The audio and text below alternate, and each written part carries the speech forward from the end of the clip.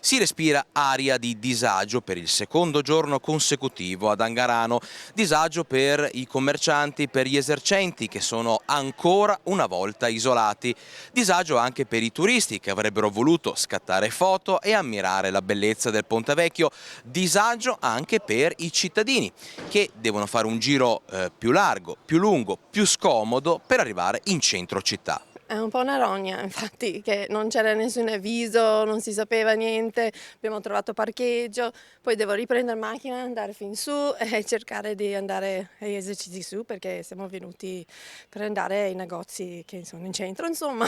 No, non so cosa dire, mi dispiace che noi veniamo dalla Romagna e invece non ci fanno entrare. E per andare di là allora dobbiamo andare di qua?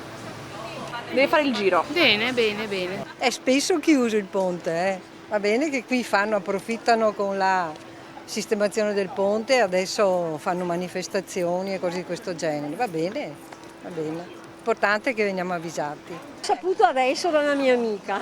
Bisognerebbe pensare, guardare meglio, organizzare meglio la chiusura, perché è sempre molto frequentato ed è giusto che sia anche frequentato dai turisti che abbiano l'opportunità di vederlo, di goderlo. Ho guardato dentro ma c'erano tutto chiuso e... Va male per i turisti perché li ho visti ieri sera nella rete vostra, protestano nel senso che qualcuno torna, qualcuno non torna, è un peccato insomma. Eravate qui per passare ma avete visto il Ponte Vecchio chiuso? Esatto, proprio così. Siete turisti? Siamo turisti, sì. Da dove venite? Dalla Sicilia, Enna. Un'idea sbagliata questa qua perché la gente non passa, non visita. Vederlo sempre ogni anno quando veniamo in Italia, facciamo un giro sul Ponte Vecchio. E quest'anno niente? No? Potevano chiuderlo dopo e lasciare che, perché c'è gente, tanta gente, era meglio che andasse a visitarlo e chiuderlo domani. La quarta volta che vado avanti e indietro mi dicono che fa bene, che devo dimagrire, allora va bene così.